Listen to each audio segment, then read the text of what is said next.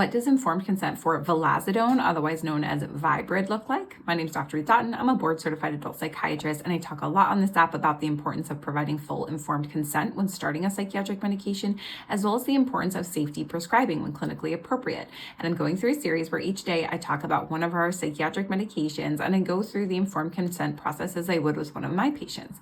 So today we're going to be talking about Vilazodone, which is a request that I've had. So this is a relatively newer antidepressant. It has some additional activity, and so the idea is that it may have some additional benefit with fewer side effects. So it does act as a serotonin reuptake inhibitor at the SERT receptor, but it also acts as a serotonin partial agonist. So it basically both inhibits reuptake and it increases serotonin release by acting as an agonist.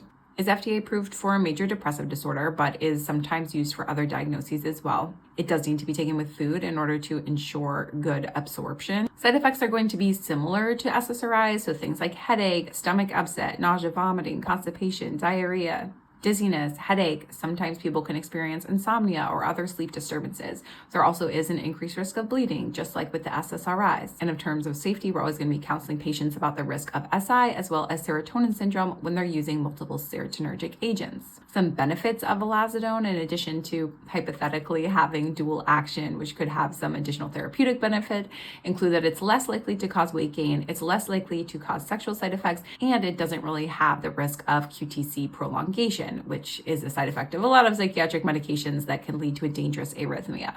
In terms of withdrawal, because this is a newer psychiatric medication, I don't think we have as much anecdotal or peer-reviewed evidence on this, but I would treat it just like I would an SSRI, that if you've been taking it for a long time, hyperbolic taper is the way to go. And if you don't do so, you're not only at risk of acute withdrawal symptoms, but you're also at risk of protracted withdrawal symptoms, which, trust me, you don't want. You can check out some of my other videos where I talk more about this.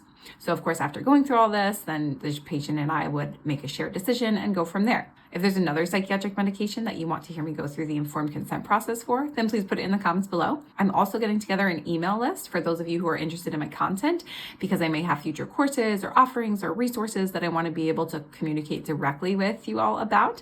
So if that's you, then send me a DM with your email. I promise I won't spam you. Wishing you all good mental health, and I'll see you in the next one.